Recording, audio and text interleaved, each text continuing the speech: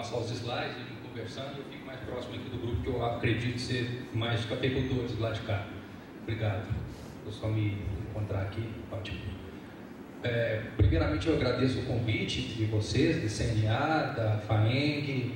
Fiquei bastante honrado em compor esse time aqui hoje, super fera. Acho que o desafio é imenso. O título do dia é dia de mercado, mas nós falamos de muitas coisas aqui além do mercado. É claro que tudo isso com um foco no final no mercado, e eu acho que tem muita coisa no café acontecendo, que passa desde detalhes na lavoura, mas com o foco tem que ser sempre na busca pelo que o mercado cada vez mais está pedindo para os cafeicultores, né? Está bem claro aqui hoje, né, que daqui para frente vão ter dois mundos, né, do café. O que vai crescer 2%, o café convencional, a demanda mundial, e o que vai crescer 15%. A questão aqui é simples: qual mundo vocês querem pertencer, né? Se for o que cresce 15%, é bom estar preparado, porque isso exige ações, exige atitude, exige compromisso, critério, gestão. Não tem como ficar fora desse mundo. Melhor, participar desse mundo e ficar fora desses quesitos aí para poder fazer o dever de casa e entregar para o mercado o que ele quer e ser remunerado por isso, né? Só para fazer um parêntese, de manhã eu queria fazer uma pergunta para o Eliezer, acho que ele não está aqui mais. Está aqui da cafeicultura orgânica. Achei muito pertinente a sacada dele lá fora, né, na Europa, né, Eliezer? No Reino Unido, sacando que a demanda de café orgânico vai crescer muito. Eu tenho um tio lá no Cerrado, eu sou de Araxá, minha família é de produtores de café também, apesar de meus pais já não estarem mais na cafeicultura. Minha família toda é de cafeicultores, então tem bastante familiaridade. Eu tenho um tio que é produtor de orgânico lá.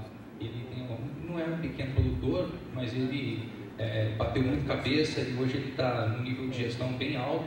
E ele, há mais de 10 anos, ele fala isso, que não dá conta de atender a demanda que o mundo cada vez mais cobra dele. Ele vende para o Japão, vende para diversos países. Eu sou muito animado com esse setor de orgânicos. Eu acho que daí vem muitas oportunidades. Mas não precisa. Eu acho que é muito importante lembrar que a cafeicultura orgânica, ela primeiro, antes dela ser orgânica, ela tem que ser especial. Porque o pior mundo é você ser produtor de orgânico e seu café não ser especial. Porque aí você tem um custo lá nas alturas e você não consegue vender pelo preço. A certificação orgânica, ela não vale nada se a bebida é ruim. Então, o trabalho de gestão, de certificação, de cuidado, de olhar o que o outro está fazendo, buscar fazer melhor e tentar baixar mesmo o sentimento de achar que sabe fazer tudo e olhar quem está fazendo melhor que você e tentar aprender com isso. Tem muita gente sempre fazendo algo melhor que a gente. Se a gente buscar essas experiências para a nossa realidade, é muito mais provável de você ser bem sucedido nisso. Então, eu acho que o caminho orgânico ele é incrível e tem muitas oportunidades. Claro que não são para quaisquer produtores, né? Precisa ser muito organizado, mas é um caminho excepcional, mas precisa sempre ter a cabeça especial antes, né? E depois orgânica, porque senão você não vai conseguir entregar o que o mercado quer. Porque, além de ser orgânico, ele quer, antes disso, que seja um produto bom. Então, eu só queria fazer essa observação que eu acho muito pertinente aqui. Eu tenho um desafio grande aqui de falar do mercado, do mercado de café, macroeconomia e depois do café. Eu tenho que passar pelo clima também para a gente poder falar de café, é super importante. E não dá para se mergulhar no mercado de café sem olhar macroeconomia, né? Porque está absolutamente conectado. O Fernando me colocou uma pressão enorme no começo, nós tínhamos conversado em 1h30, agora ele já me falou em 45 minutos, mas eu já estava esperando isso, porque eu sabia que o dia ia ser cheio, imagino que vocês estejam cansados. Então eu tenho um conjunto de slides aqui talvez meio grande, eu vou atropelar alguns, mas vocês não se preocupem, que vocês vão receber depois, todos eles, vocês vão poder olhar com calma, é quase tudo autodidático, é só ir correndo que vai entender tudo, tem bastante texto também, mas só para me nortear o raciocínio aqui, eu prometo não ser repetitivo e cansativo aqui. O mundo, para começar falando da macroeconomia, acho que a primeira coisa muito importante de colocar é que o mundo já há pelo menos 2 anos está em compasso de espera de uma decisão que vai afetar bastante todas as economias, e basicamente é o aumento da taxa de juros nos Estados Unidos. Isso vai ter uma implicação enorme, todo mundo espera isso, os mercados já vêm precificando isso há tempo, e vai ter influências muito grandes, inclusive no café. Isso acontece pela seguinte razão. Os Estados Unidos eles estão, desde 2008, numa roda de crescimento. Estão se recuperando da crise, estão gerando mais postos de trabalho, sua economia está apresentando resultados melhores. E isso, em algum momento, vai trazer inflação. Porque quando o país começa a crescer mais fortemente, a inflação vem. E quando a inflação vem, é preciso subir os juros para que você baixe o ritmo de atividade, né? Para que as pessoas, para que a inflação não aconteça o que está acontecendo conosco agora, né? Que o salário não cresce mais e a inflação te come 10% ao ano, que é muita coisa. Então, o mundo, quando os Estados Unidos subirem a taxa de juros, isso vai significar mais prêmio, né? Ou seja, mais retorno nos títulos atrelados ao papel americano, que é o dólar, o título do governo americano. Os Estados Unidos, o papel da dívida do governo americano é considerado um dos mais seguros portos de aplicação, né? Papéis, um dos mais seguros do mundo, locais que você pode aplicar seu dinheiro e que ali você vai ter uma segurança muito grande desse retorno. O juro que ele vai pagar não é tão grande, mas a segurança é muito grande. Então, quando você sobe um pouquinho a taxa de juros lá nos Estados Unidos, tem uma quantidade monumental de aplicações que estão em outras coisas que são atraídas por esse título americano. As pessoas fazem isso comprando esse papel. Quando você faz isso, você valoriza o dólar. Ou seja, quando o juro nos Estados Unidos começar a subir, isso vai colocar mais pressão no dólar, né, para ele ser valorizado. A gente já está vendo uma valorização do dólar até muito forte desde o setembro do ano passado, muito, mas em função das nossas questões internas, porque o juro lá ainda não subiu. É verdade que o mundo todo, nessa expectativa de que agora vem essa alta de juros, daqui a pouquinho vai ficar para o final de 2015, não, começo de 2016. Quando essas especulações começam a ir numa direção de que vai ser mais próxima essa alta, os mercados já começam a comprar esses papéis e isso já começa a colocar pressão no dólar. Então, pode ser que tem mais 2 reuniões esse ano do Banco Central Americano e que eles decidem isso. Uma é agora em novembro, outra em dezembro. Depois só em 2016. Hoje, a maior parte das apostas deu uma esfriada de que essa alta de juros vem agora em 2015. Todo mundo está todo mundo não, a grande maioria está apostando que vem em 2016. Principalmente porque entrou uma nova variável no cenário, que é a China, que todo mundo estava esperando que a China continuasse crescendo menos, mas que não fosse ter uma queda mais forte. E os números começaram a sair meio ruins. E isso empurrou essa decisão da alta de juros dos Estados Unidos. Porque se a China cresce menos, ela tira um pouco de pressão da inflação americana também. Então, se a China vai crescer menos esse ano, é possível que a inflação americana não suba, apesar do mercado de trabalho lá estar ficando cada vez mais forte. Então, essa novidade da China, ela empurrou para 2016 essa alta de juros. Mas é bom estar sempre com isso na cabeça, de que quando esse processo começar, isso vai fazer o dólar tender a subir mais ainda, justamente por essas transferências de recursos que vão ocorrer. Isso pode ser uma decisão importante. Esse gráfico ele mostra os números da americanos que começaram a sair piores agora, né? O que é amarelo aqui começa a indicar a possibilidade de ser pior. Isso tem sido mais forte por conta da indústria. Os números da indústria realmente vieram muito ruins, mas isso é meio novo, porque até então o mercado vinha olhando números muito bons dos Estados Unidos. Eles cresceram quase 4% no segundo trimestre do ano, os números muito fortes. E isso está refletindo no mercado de trabalho, né? Ou seja, a taxa de desemprego está caindo sistematicamente desde 2008, já está em 5%. É o menor número em 7 anos. 5% para a taxa de desemprego nos Estados Unidos já é considerado pleno emprego para eles. Isso significa que, em algum momento, a inflação vai começar a incomodar, porque as pessoas já estão muito empregadas, os mercados estão ficando mais fortes, mas por enquanto ela ainda está calma. Isso aqui, um pouco disso foi também questão climática, muito frio esse ano nos Estados Unidos, mas os números da indústria que saíram recentemente jogaram muita água fria nisso.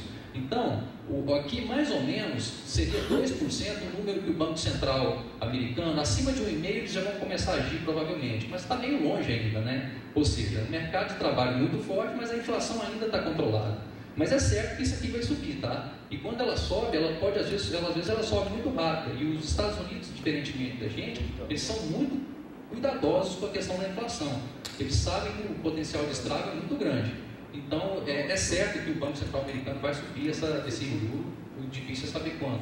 A grande maioria das apostas hoje está no começo do ano que vem. Isso colocou recentemente, de outubro, desde o ano passado para cá, diminuiu um pouco, né, a expectativa de que o juro vai subir, mas ainda muito volátil, né, o dólar, né, uma hora para cima, outra hora para baixo, ou seja, a combinação de uma China crescendo menos, né, isso fica claro no PIB deles, né, a China vinha crescendo 15% há poucos anos atrás e agora já está em 7%. O mundo teme muito que esse número venha para muito menos, porque isso aqui seria um tranco gigante no mundo. E hoje não há um candidato imediato que possa ser a China, que foi há 5, 10 anos atrás. Ou seja, qual que é o país que poderia ser a locomotiva do mundo para puxar o crescimento dos países em desenvolvimento, para compensar uma Europa crescendo menos, uma América Latina também crescendo menos? Não tem. A única candidato que potencialmente poderia ser é a Índia, mas a Índia ela tem vários problemas estruturais que ainda não a colocam elegível para ser a China, o forte motor do que foi nos últimos anos. Então, se a China realmente vier para uma roda de crescimento bem menor, isso aqui vai ser muito ruim, principalmente para as commodities metálicas. Para alimentos a gente não acha, justamente porque a China, mesmo crescendo menos, o PIB per capita vai continuar subindo. E isso significa que as pessoas, quando têm mais dinheiro, elas deixam de consumir mais cereais, arroz e vão consumir mais proteínas. Isso significa mais necessidade de importação de soja, para fazer farelo, para produzir as carnes suína, frango na China. Eles vão ter que importar muita soja e talvez até milho também nos próximos anos, mesmo que cresçam menos. Então, para a demanda de alimentos, isso vale também para café. O ciclo de crescimento de consumo lá que está no começo tem uma oportunidade muito grande nos próximos anos, porque o PIB per capita vai crescer muito, apesar desse ambiente aqui, obviamente, não ser bom para o mundo como um todo. Ou seja, o mercado automobilístico fraco na China também, e a China crescendo menos, né, significa isso aqui nas commodities metálicas, pressão para baixo. A China tem um desafio hoje enorme, porque eles estão tentando mudar o modelo de crescimento. Até recentemente, lá eles cresciam da seguinte maneira: financiava a infraestrutura, ou seja, construções, isso demandava minério de ferro, importação de metais para produzir todas as obras que foram feitas. Já há uns 3, 4 anos, ficou claro que a China não consegue, ela não precisa mais de tanta obra, eles já até fizeram muito mais do que necessário, e agora com esse processo de desaceleração, isso significa menor importação dessas matérias-primas aqui. O que o governo chinês quer fazer é fazer o PIB ser direcionado pelo consumo e não pelo investimento em infraestrutura, como foi nos últimos anos. O chinês tem uma natural propensão grande a poupar. Eles têm problemas previdenciários, assim como nós, e o chinês tem muita incerteza no futuro se ele vai ter dinheiro na velhice. Então eles naturalmente já poupam muito. E o governo quer fazer com que eles gastem mais, estimular o PIB via serviços, criar uma estrutura de serviços e de demanda por esses serviços para fazer o país crescer, porque a infraestrutura não vai ser possível mais. E se esse tranco for grande, isso aqui pode gerar, já está expresso aqui no valor das ações das empresas Usiminas, da CSN, só 2 exemplos, que mostra claramente que essas ações estão sendo penalizadas por esse cenário aqui de commodities metálicas em queda. E na direção totalmente contrária, tem uma Fibria, por exemplo, a exportadora de celulose, né, não é bem alimento, mas é de celulose, e que está na direção contrária, ou seja, não está pegando carona nessa desaceleração da China, muito pelo contrário. Se vocês pegarem a ação, por exemplo, da BRF, da JBS, não é muito diferente disso aqui não, está totalmente para cima, justamente porque o mundo cada vez mais vai precisar de alimentos do Brasil, e para café não é muito diferente. Outra novidade recente é que com essa desaceleração da economia americana, né, o petróleo também veio junto, né, ou seja, primeiro os americanos descobriram como tirar petróleo de pedra, literalmente, né, o tal do gás de xisto, é isso. Eles perfuram a rocha e de lá eles extraem petróleo. Isso fez eles deixarem de ser consumidores líquidos, né, ou seja, ter déficit. Antes eles tinham que importar petróleo e agora eles têm superávit, eles produzem mais do que eles precisam. A oferta mundial só cresce, essa extração de petróleo dos Estados Unidos de pedra é muito cara, mas ela é muito mais cara do que a dos árabes, lá que eles tiram de outras formas. Só que o racional, né, do petróleo seria, as pessoas imaginavam que com o petróleo caindo, né, de 100, quase 100 dólares para 50, isso ia tirar a competitividade dos Estados Unidos, ou seja, porque o petróleo de pedra é mais caro, então se o preço cair, vai ficar inviável mais rápido a extração de petróleo de xisto. Só que os americanos continuam produzindo, e os árabes também continuam. E hoje o que virou é uma guerra para ver quem produz mais. Não há um ajuste de oferta para menos no mercado de petróleo. Os árabes estão deixando ver o preço deitar mesmo para ver quem joga a lona primeiro, a toalha, né? E o que está acontecendo é que com o mundo crescendo menos, o preço do petróleo não reage com a produção aumentando. E isso, em última instância, é péssimo para a nossa Petrobras. E também vê aí o seu pré-sal, que era a nossa grande riqueza, esperada por todos, aí começaram a brigar pelo dinheiro até antes de chegar. Fica muito questionável a exploração do pré-sal com esse ambiente de petróleo. Então, muita gente, grandes especialistas de petróleo, acreditam que não vai ser no curto prazo que ele deve voltar a subir. Primeiro, porque a produção não desacelera. Segundo, porque o mundo não está crescendo na velocidade que vinha crescendo há alguns anos. Da Europa também não há muito o que esperar, né? Ou seja, lá existe também um problema de crescimento grave. Aqui tem o PIB, né? O PIB real no vermelho, na curva vermelha, e em azul são as expectativas. Só para mostrar que o PIB ele acaba refletindo também as expectativas. Ou seja, e as expectativas nesse momento estão totalmente inclinadas para baixo, né? Ou seja, não dá para esperar que o PIB europeu vá melhorar muito com essas expectativas nessa direção. E não há porquê também, porque o crescimento da Europa ele não acontece facilmente. Os países que estavam muito endividados continuam endividados, eles só ganharam um pouco de tempo para rolar essas dívidas, e não se sabe como vai caminhar o desfecho de uma possível saída de algum país do bloco do euro. Se uma saída da Grécia, por exemplo, que já é praticamente certa, né? Ou seja, ninguém acredita que a Grécia possa continuar da maneira que estava no bloco, o que eles fizeram foi ganhar um pouco de tempo. Se isso voltar à tona, ou seja, se chegar algum grande vencimento de dívida deles e o Banco Central e a Alemanha não forem flexíveis com esses pagamentos, isso certamente vai gerar insegurança de potencialmente pegar uma Itália, uma Espanha, que também Portugal, que também tem dívidas muito altas, mas que são economias muito maiores que a Grécia. E aí o risco de dissolução europeia seria muito maior, não europeia, do euro, né? do sonho do euro, da Europa. Então é um problema que vai ficar se arrastando. Isso não adiciona nada de relevante para o mundo no sentido de crescimento, né? Pelo contrário, não dá para esperar muita coisa daqui. E dessas questões aqui, os Estados Unidos e China, o mais importante é essa questão do juro, tá? Eu queria deixar isso bem claro, porque o ano que vem esse assunto vai voltar mais à tona, e quando começar a sair dos jornais muito fortemente essa questão da alta do juro, vocês terem na cabeça e lembrar que isso vai significar mais pressão para o dólar subir, porque as pessoas vão comprar o título americano, tem um monte de aplicações que elas, se der 0,25 a mais no título americano, já vai direto para lá, e aí isso significa dinheiro saindo de commodities, entre elas o café, e isso vai ter importantes implicações que eu vou passar daqui a pouco. Da nossa economia, né, brasileira, infelizmente as notícias são piores ainda, porque muito dentro do que a gente já esperava, né, há alguns anos, aconteceu tudo nessa direção, porém muito pior, né? A gente não esperava que fosse ter um desarranjo político tão grande como está acontecendo esse ano. O principal problema é que a situação não para de piorar, e agora foi detonado, é o grau de investimento, né? Aquele selo que a gente tinha de bom pagador, a gente perdeu. Meio que subestimaram a possibilidade disso acontecer, foram lenientes, até que a primeira agência de risco nos rebaixou. Isso significa um golpe imenso para o Brasil. Primeiro, porque é difícil se recuperar isso em curto prazo. Segundo, porque só com esse selo você pode fazer aplicações. O país é considerado bom pagador. Quem tem investment grade significa pode aplicar nesse país que eles são bons pagadores. Quando você perde essa chancela, imediatamente tem que sair do país muitas aplicações que só podem ficar em lugares onde tem investment grade. Então, um monte de fundos de investimento, eles só podem deixar recursos em países que têm isso. Se a gente perde, isso significa imediatamente saída de aplicações e desvalorização da moeda, né? Ou seja, o dólar valoriza e o real desvaloriza.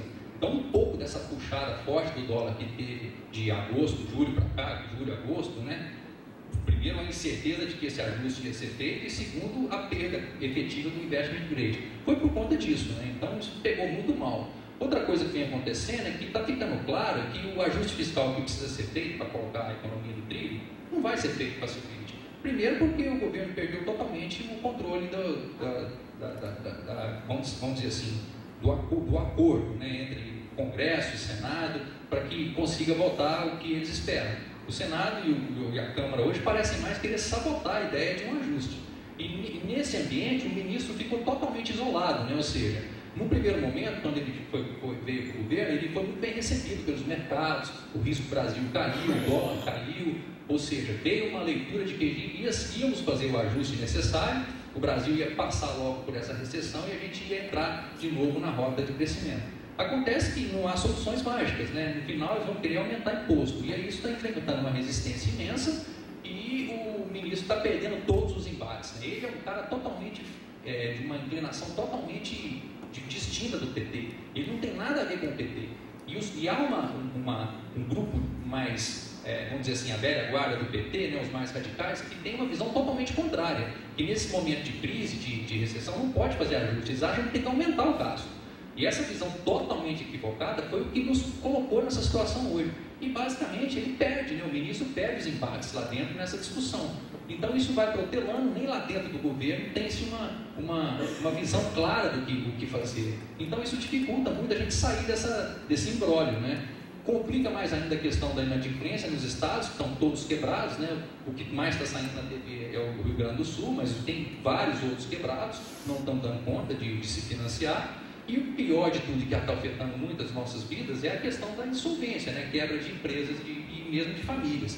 Toda semana sai no Valor Econômico, nos outros jornais, uma grande empresa, mesmo no setor agropecuário, entrando em recuperação judicial.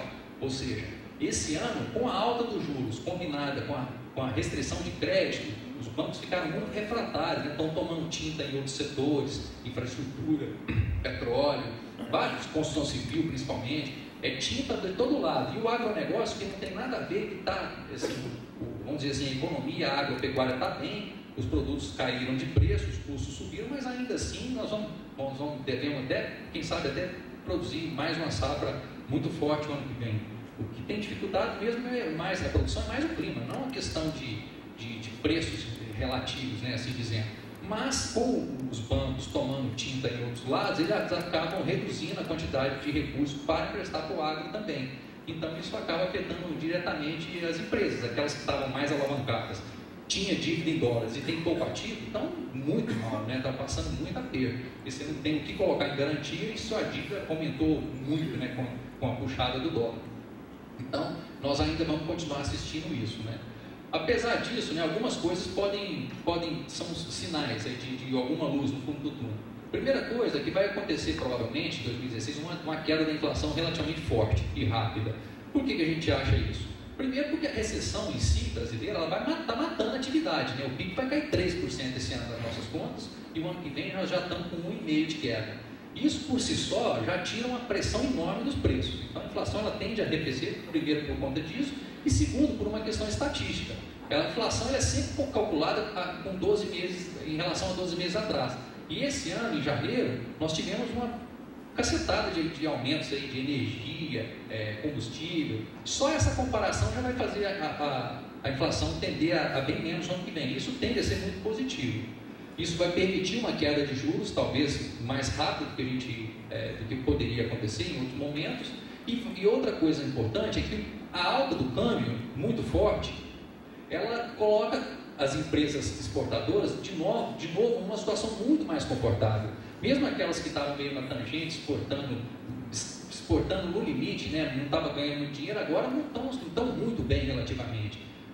Alguns setores como setor de madeiras, esses setores que a gente já tem competitividade natural, e com essa adição de câmbio, mesmo têxteis, né, estão muito bem, estão exportando mais, e isso vai fazer o nosso saldo melhorar muito no ano que vem. Isso por si só também tende a trazer o câmbio um pouco para baixo, porque traz um certo equilíbrio para essa questão, esse ano difícil que nós devemos ter o ano que vem. Então, Basicamente, né, o câmbio aqui em vermelho, ele caminha muito colado no risco Brasil, né, que é medido pelo CDS, esse índice. Então dá para ver claramente, ó, lá em março, quando o ministro foi anunciado, ó, os mercados tranquilizaram, o risco Brasil caiu, o dólar caiu também, e depois, quando começou a ficar claro que o ajuste não ia ser feito rápido, e que o Brasil poderia sim perder o investment grade, a recessão seria pior, a inflação seria mais alta, o desemprego começou a pegar, uma série de notícias ruins, e aí o dólar deu aquela puxada imensa, né? Agora deu uma leve acomodada, mas também não há nada de concreto que permita isso, né? O que está tendo hoje é uma leitura de que alguma coisa do ajuste deve sair, e basicamente também empurrar isso para o ano que vem, tá? Esse ano a maioria das pessoas acredita que não vai acontecer mais nada. Qualquer coisa que for acontecer, seja impeachment ou não, é tudo para o ano que vem. Então, basicamente, a presidente ela ganhou um tempo aí até o ano que vem, e os mercados estão precificando, de certa forma, essa calmaria. Mas está muito volátil, tá? Não tem certeza nenhuma de que o câmbio vai parar por aqui. Eu vou colocar os cenários aqui para onde o câmbio pode ir, segundo a nossa visão, o que pode acontecer logo em seguida.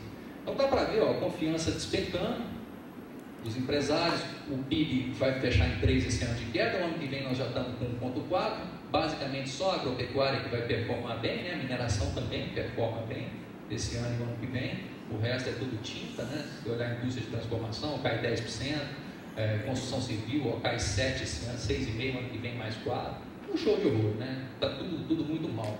E o desemprego, a gente acha que termina esse ano em 10%, e o ano que vem ele caminha até quase 11% para depois começar a desacelerar. Ou seja, apesar de a recessão às vezes até pode até ser que saia um ajuste, mas o emprego ainda vai continuar piorando no ano que vem. Não há nenhuma chance do ano que vem ser bom, tá, gente? Ele pode ser menos ruim do que esse, mas bom não tem, porque não vai dar tempo de fazer o ajuste, na verdade nem começou.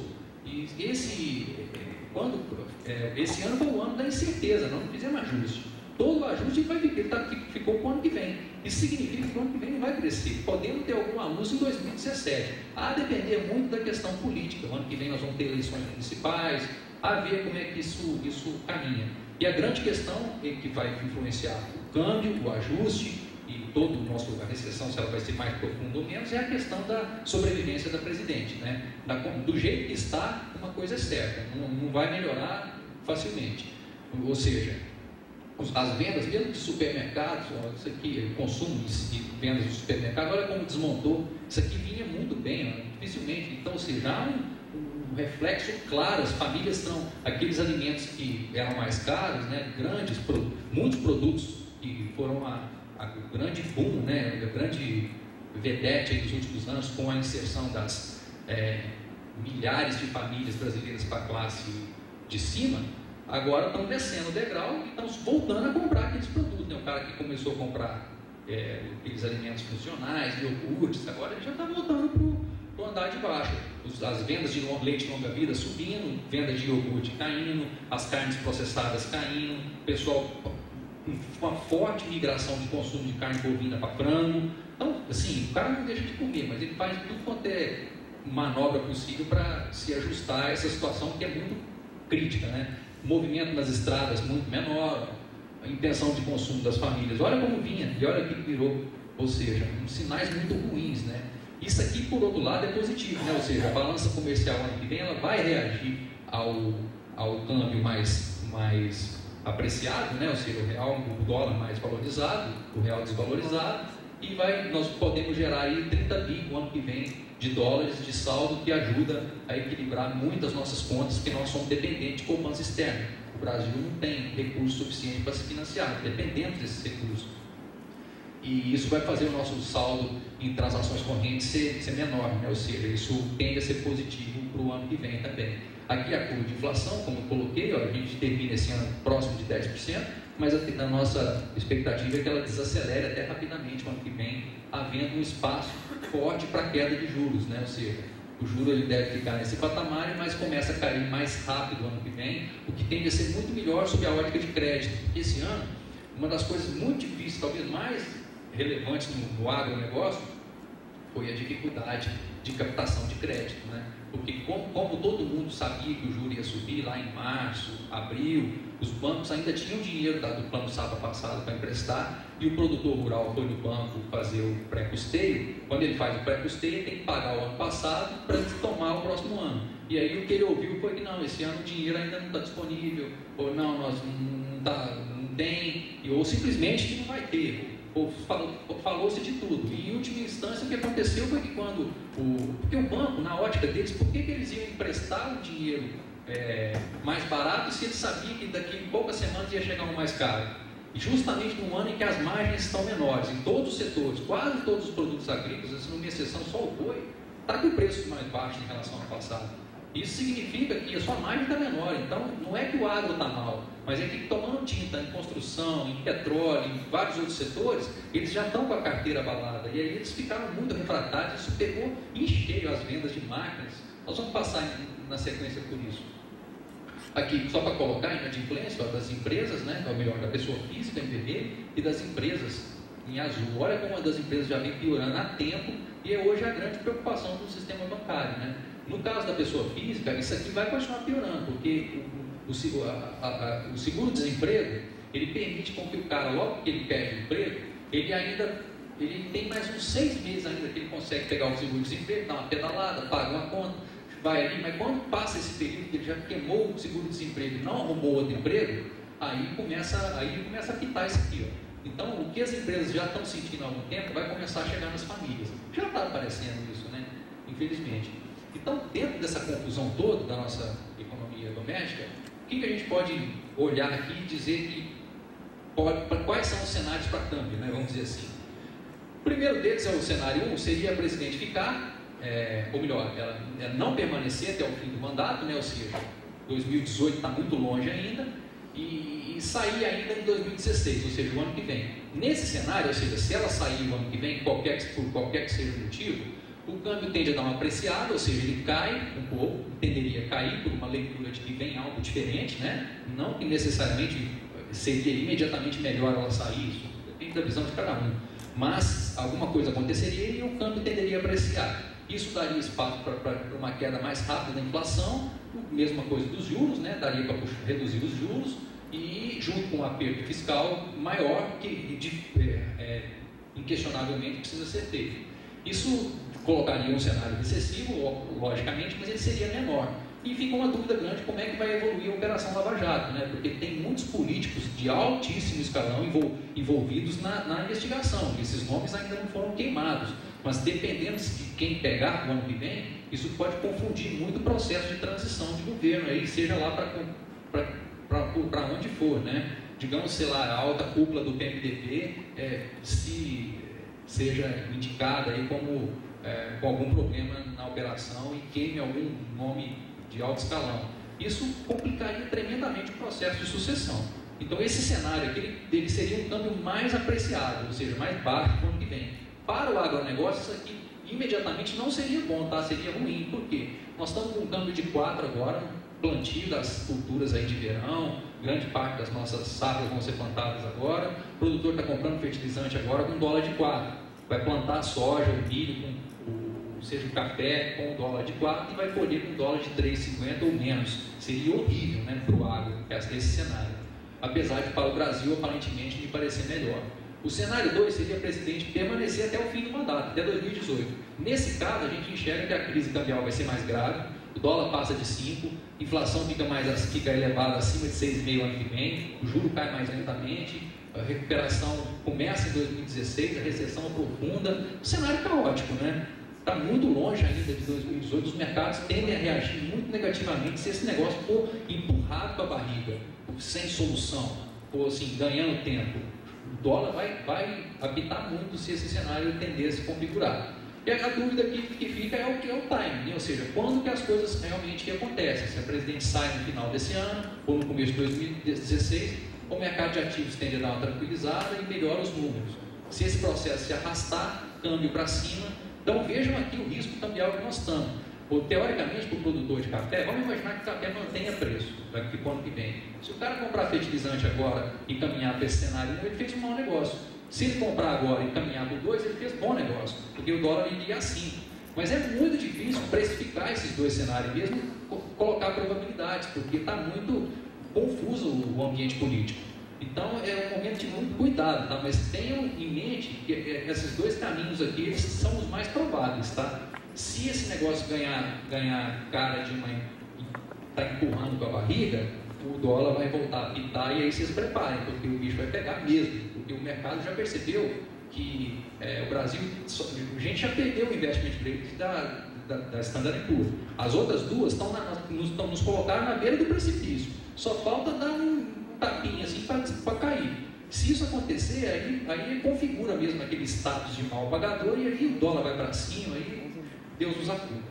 Então tenham em mente esses dois cenários aqui que podem acontecer, sendo obviamente muito difícil, né, da gente colocar probabilidade dos dois. Só para mostrar como é que o dólar em relação à cesta de moedas, que é o azul, ele caminha muito junto com o nosso dólar, né, o real contra o dólar.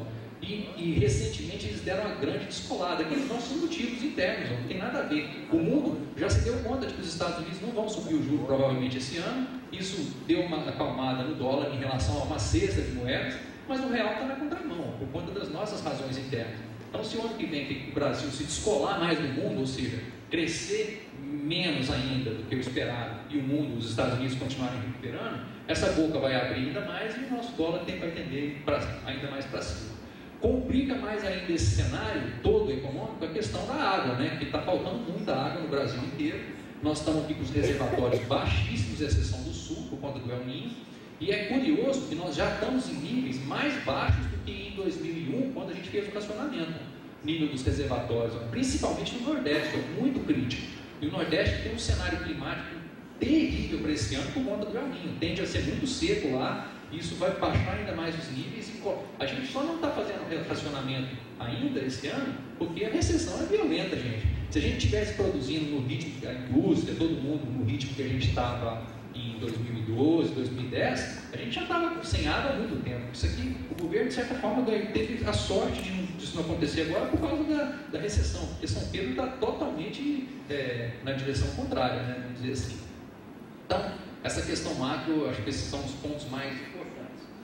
Da questão de crédito, só para mostrar aqui, ó, que esse ano, como foi difícil, né, o crédito, o plano safra que veio, né, com 32 bi a mais, né, aparentemente para a agricultura empresarial, parece muita coisa, né, muita oferta de recursos, mas quando você abre isso, primeiro a taxa de juros veio de 6,5 para 8,75, né, o juro subiu para todo mundo, para o agro também deveria subir. E quando você abre o plano safra, você vê que, ó, dinheiro para custeio, 6 bi a mais.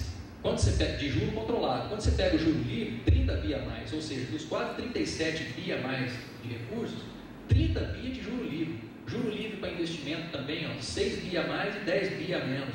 Então, ou seja, o que veio muito caro, veio tarde e não resolve a situação do produtor, literalmente, porque está engasgado, né? Ou seja, o ano passado estava crescendo 22%, a concessão de crédito, e esse ano está 1%. Com forte engasgamento ali no começo do ano, como a questão que eu falei do pré-custeio. Quando o produtor foi no banco, os bancos ficaram refratários, não emprestaram dinheiro porque sabiam que vinham mais caro. A notícia boa aqui é que para o ano que vem esse raciocínio pode ser o contrário, porque se o juro cair, o banco vai querer te emprestar logo esse dinheiro aqui mais caro, porque o que vai vir vai ser mais barato. Isso se a curva de juros estiver na direção que nós estamos. Então vejam aí que há também sinais positivos para o ano que vem. Em algum momento a inflação vai ceder, vai permitir o juro cair, e aí os bancos tendem a ter uma visão melhor de retorno e tendem a ser mais abertos com a concessão de crédito. Mas vejam que está engasgado, tá? Não está fluindo bem, e agora que começou a melhorar um pouco. Quando você pega, por exemplo, o primeiro semestre, ó, caiu 11%, tinha crescido, se não me engano, 20% no ano anterior. Então, está geral. Qual o reflexo disso no agro?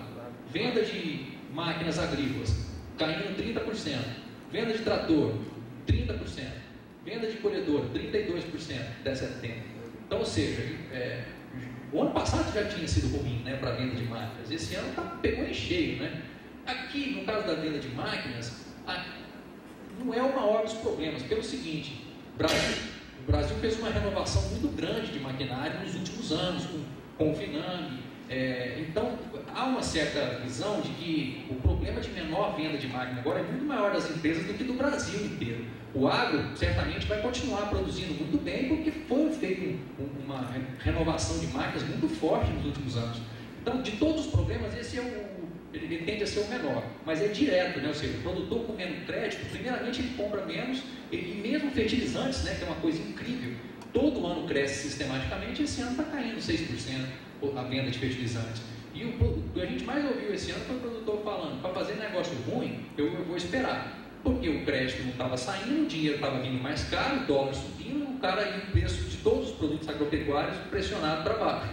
Então, relação de troca piorando. Então, o produtor foi empurrando isso. E mesmo as vendas de fertilizante caíram esse ano, devem fechar abaixo, o que é uma coisa realmente incrível no agro, que há muito tempo não acontecia algo tão expressivo assim. Então essa questão toda de crédito, ela é bem relevante e vai fazer o ano realmente ser muito desafiador, né? Nós temos que fazer essa transição desse ano de juros, de custo mais caro do crédito, para um ano, justamente no ano em que os preços agrícolas estão menores. Esse é um problema que nós vamos ter que atravessar. Para mim é o maior problema do agro, do café também esse ano, é a questão de crédito, porque tudo mais, o café, o racional de fundamentos de oferta e demanda não está ruim, está bem razoável. O problema é a situação, o dia a dia do produtor, né? Tentar conseguir o crédito, ele secar ou simplesmente não ter. E aqueles que estavam meio na tangente, né, que já tem, às vezes atrasou um pouquinho, algum ano atrás, tal, que o banco já sabe que esse é o primeiro que o banco fala não, né? Então os grandes já estão, os grandes, vamos dizer assim, os bons pagadores estão tendo dificuldade, os que já tinham o cadastro meio complicado estão sentindo ainda mais na pele isso. Da questão climática, é bem importante passar aqui, só para mostrar como é que está o mundo, né, hoje. Esse gráfico aqui é a probabilidade do El Niño, né? Se é El Niño, ano neutro ou Laninha. Ele é de janeiro de 2014, só para mostrar que a gente está vindo de um ano que era neutro e caminhamos para um ano de El Niño, ou seja, o que dava ano de El Niño, grosso modo, significa boas chuvas aqui no Brasil, principalmente na região sul. Anos de El Niño estão relacionados a grandes colheitas na toda a América do Sul, principalmente no Brasil. Boas safras, muita chuva no sul, seca no nordeste, mas boas chuvas no sul. E na média, safras boas no Brasil.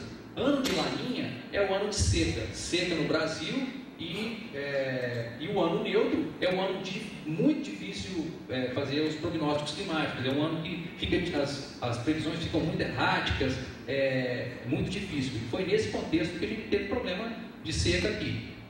5 minutos? Quebrou minhas pernas. Então, de janeiro de 2014, nós passamos para junho de 2014 aqui, já estava configurado claramente o El Niño. E hoje nós estamos aqui em outubro com 100% de El Niño, só que ele já está enfraquecendo. A leitura é que em abril, maio, junho do ano que vem, ele já começa a ficar bem mais fraco e parece estar vindo aí um outro ano neutro e talvez um Laninha. Essa visão aqui ela pode se alterar muito e ainda não é consenso dos meteorologistas. O que aparentemente é claro é que ele deve enfraquecer, tá? Ele enfraquecendo, isso tira o risco que é grande de seca. O El Niño está associado a muita chuva aqui no Brasil e seca na Ásia. E está acontecendo isso, o Vietnã está muito seco, a Indonésia seca, as regiões de óleo de palma lá estão muito secas, e isso poderia ser muito bom para o Brasil se quebrasse lá e nós não, né? Ou seja, quebrar o trigo na Austrália, na Índia, quebrar açúcar, café no Vietnã, e aqui não, né? Mas não é, e chama atenção, esse risco ele é muito questionado, né? Muito observado, porque é impressionante a semelhança desse ano, né? Julho de 2015, o Oceano Pacífico, o aquecimento do Pacífico, que é típico do El Niño, e o aquecimento do Pacífico em 97, ou seja, o ano 97 foi um dos mais fortes El Niños registrados, foi um caos, quebrou a Ásia, foi um problema enorme, isso teve profundas implicações de preços, inclusive. E esse ano, a dúvida que se tinha é, esses dois El Niños tão semelhantes, será que nós não vamos ter efeitos muito semelhantes? Há uma divergência enorme dos meteorologistas aqui, mesmo os americanos, japoneses, a gente acompanha quase todos os institutos e não há consenso, tá? Uns acham que seria muito forte esse ano, de fato está sendo, mas o El Niño ele não está entrando dentro do continente, né? Ou seja, a previsão de longo prazo, esse mapa novembro, dezembro, janeiro de 2015, dá para ver claramente o El Niño, muita chuva no sul do Brasil, muita seca no norte, nordeste. Ou seja, aqui nós estamos falando que é vermelha de 2 a 4 até 6 milímetros a menos por dia em 3 meses. Então nós estamos falando aqui de alguma coisa até 180, 200 milímetros a menos em 3 meses nessas áreas mais vermelhas. E aqui, ó, dá para ver claramente o efeito do El Niño na Ásia, mas ele não está entrando para a China, nem para a Índia, nem para a Austrália, que poderia ser um caos, né? Quebrar as safras e pegar, puxar preços, e seria positivo porque a gente colheu boas safras. Acontece que já está feita as safras lá, tá? Mesmo que entre agora, provavelmente o efeito seria muito pequeno porque já está colhido. Então, afastou esse risco de uma quebradeira de produção no mundo forte e com consequência de puxada de preços. Os mapas mais para cá, a única visão que dá de longo prazo, dá para ver é essa. Dá para ver claramente que para as áreas de café não está necessariamente indicando seca, pelo menos com exceção da Bahia, né, que está no meio aqui. Mas mais para o sul do Brasil não tem sinal de seca forte não, tem no Nordeste. E para os próximos meses vai se afastando da Ásia a mancha vermelha aqui mais em direção ao oceano. E o que não dá para dizer que, apesar de ser forte, o El Niño vai quebrar a safra asiática. Para os próximos dias, ó, os mapas são positivos, tá, pessoal? Não tem, ó, em torno de 30 milímetros, aparentemente vem um pouquinho de chuva, aqui de mais uma semana e aqui 15 dias. Esse aqui já é mais perigoso, então vamos desconsiderar ele, tá? Aparentemente mostrando boas chuvas, mas muda muito, tá? Esses dois mapas aqui, o primeiro e o segundo, são mais seguros. E estão mostrando que tem chuva aí, mas não é demais não. E é a grande incógnita hoje, né? Se nós vamos ter mais um terceiro ano consecutivo de problema climático no Brasil ou não. Aparentemente não, mas não dá para ter sido. O El Niño por si só, ele sugere que não deve haver uma seca forte aqui, mas já tem meteorologistas falando que pode acontecer em janeiro, fevereiro, novamente. Então vamos ver aí se não temos surpresa aí pegando o contrapé novamente. Esse ano a gente mapeou o Vietnã só para mostrar que a maior parte do café está concentrado no sul, tá? Só para mostrar os mapas de clima aqui, como está seco lá, ó. Mapa de 5 dias, aqui até melhorou um pouco, mas você pega 30 dias, super seco, anomalia, 160 milímetros a menos, 90 dias, muito seco em 180 dias. Já tem mais de quase um ano que esses mapas estão mostrando o Vietnã muito seco. Acontece que lá os produtores irrigam o café. É meio precário o sistema, é meio na baldada d'água, mas eles fazem isso lá. Então não dá para apostar que essa seca vai necessariamente significar uma quebra imediata de produção muito grande. Porque se quebrar lá, o preço vai subir mesmo, porque o quadro é muito apertado de fundamentos. Mas não está claro que vem uma quebra expressiva no Vietnã, tá? Esses números ainda estão no ar, provavelmente só no final do ano a OEC vai se posicionar sobre a safra 15 e 16, que o Brasil já colheu, mas os outros países estão só começando esse ano safra. Aqui eu vou colocar o quadro de oferta e demanda mundial, que é o mais importante. Só para mostrar, ó, só o Brasil está no ano 15 e 16, colheu 42 milhões de sacas, na visão da Conab. Todos os outros países, eles ainda não têm esses números, ou seja, eles estão aqui, ó.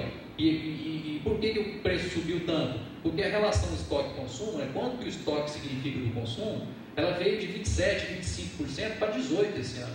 Então isso aqui que puxou o preço, só que isso aqui já também a gente já sabe há mais de um ano.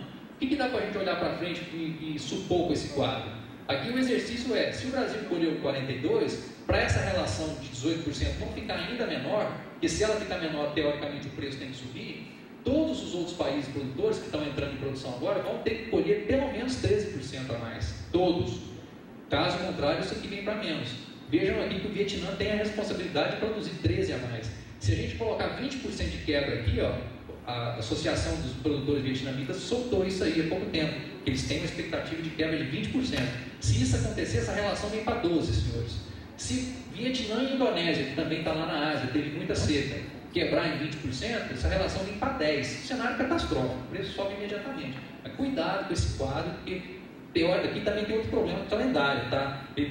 Olhando, isso aqui é uma fotografia. Só que as safras, cada uma entra num momento. Então, quando o Vietnã está segurando, retendo muito a sua produção, as exportações estão caindo. Só que eles vão começar a colher a safra nova agora em outubro, novembro. Vão ter que vender o café que está estocado juntamente com a safra nova. Isso pode colocar pressão de baixa no robusta, e aí, se não houver quebra, né? Claro que se houver quebra. Então, essa diferença de calendário e safra faz com que esse quadro seja meio perigoso olhar ele cegamente.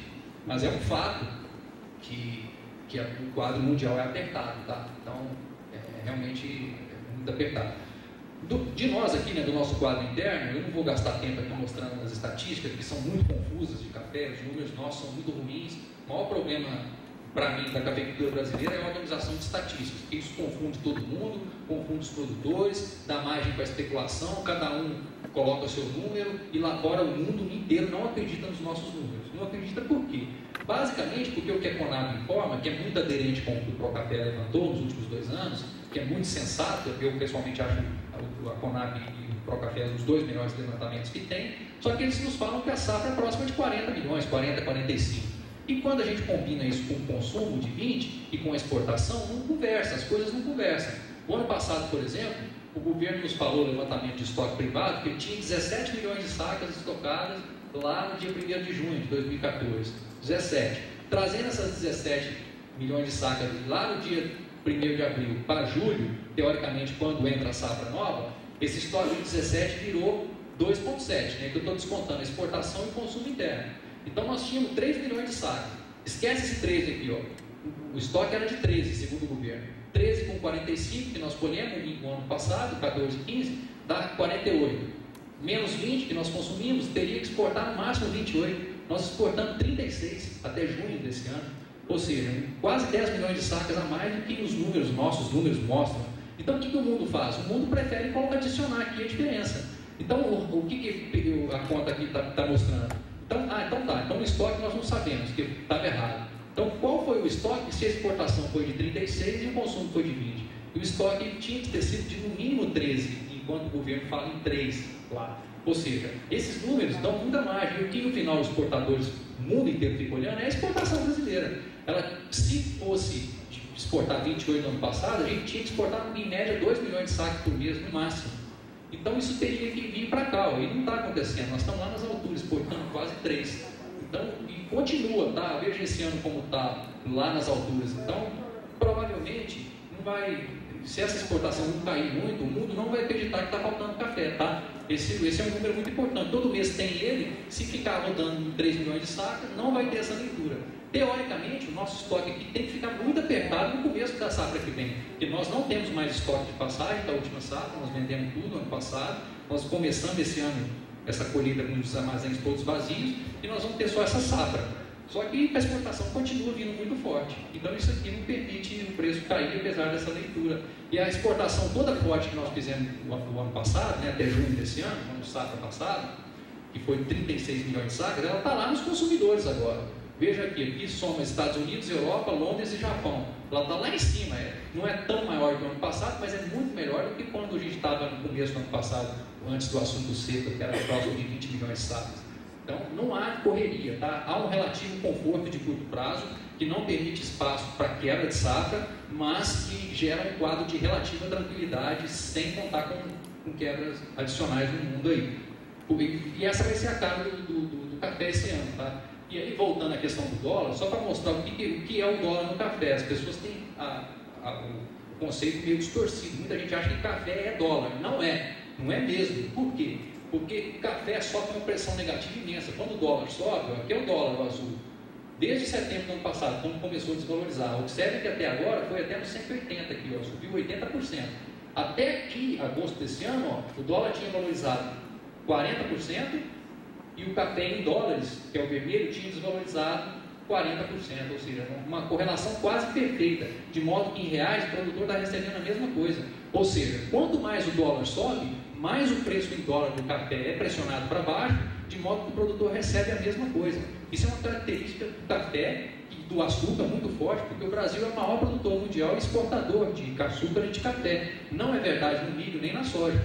Quando o dólar desvaloriza, o milho e a soja desapropriam um pouco disso. Porque os Estados Unidos, a China, são muito mais importantes que a gente em milho e soja. Em café, não. Como o outro lado, a outra ponta sabe que você está ganhando imediatamente a mais por conta da desvalorização puramente, os caras tendem a derrubar o preço em dólares, a menos que haja fundamento, tá, senhores?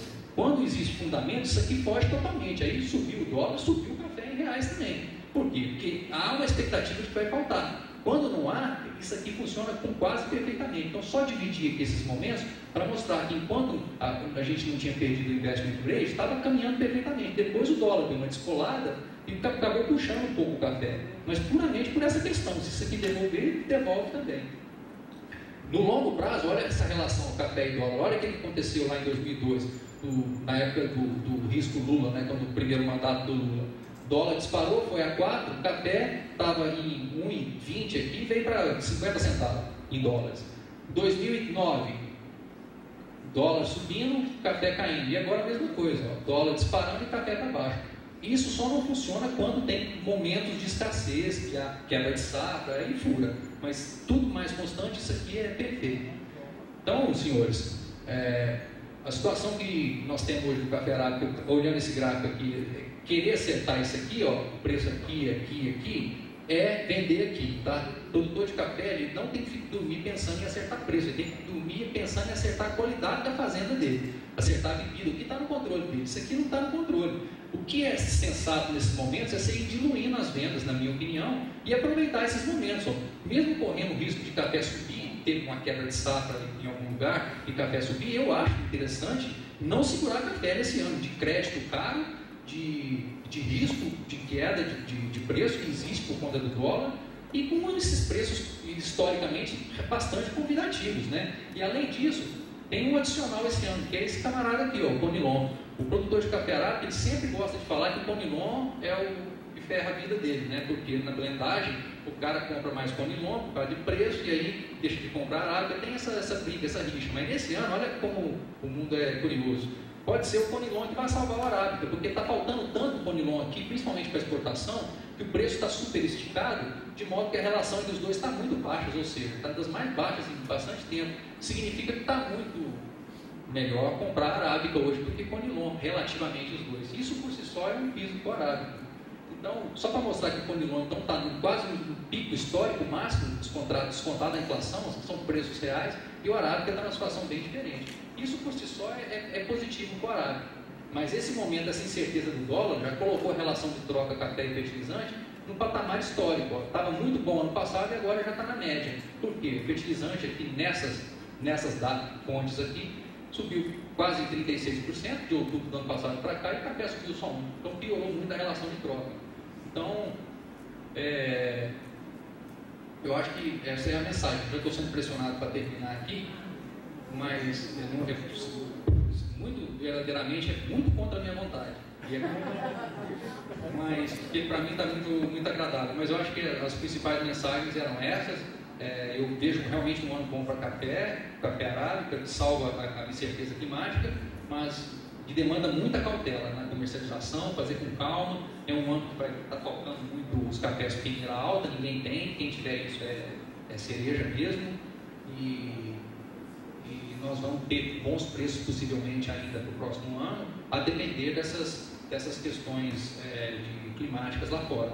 Eu sou bastante animado com o café, eu acho que tem que estar nesse mercado aí para aproveitar os 15% que vão crescer. Mas lembrem bem daquele gráfico lá do Leandro, né, se eu não me engano. Um é 15%, o outro é 2%. Você só precisa escolher qual mundo você quer conviver. E existem dois manuais bem diferentes para os dois. Mas é bem claro que o produtor tem que fazer, né? Acho que nós tivemos o dia todo aqui para mostrar as soluções e os caminhos do café especial. Vocês que estão na montanha, vocês não têm muita opção de ganhar na escala da mecanização, igual as regiões totalmente planas têm. Mas vocês têm um grande atributo, que é a altura. E isso, a altitude, vocês têm que usar esse atributo e colocar na bebida para vender cada vez melhor. Só há um jeito, na minha opinião, de sair desse mercado canibalístico, né, que é o mercado de commodity agrícola, principalmente café. Sobe dólar e os caras derrubam o preço. Que é indo para mercados especiais, que aí você vai vender o que o mundo quer. Aí você vai vender outro produto, né? Claro que ele ainda é lastreado em Nova York, mas aí você vai ter prêmios sobre Nova York, não deságio. É um mundo totalmente diferente. Não é fácil, mas é o caminho. A culpa toda do Fernando e da Natália por nós estarmos acabando aqui agora. Muito obrigado, gente, pelo convite.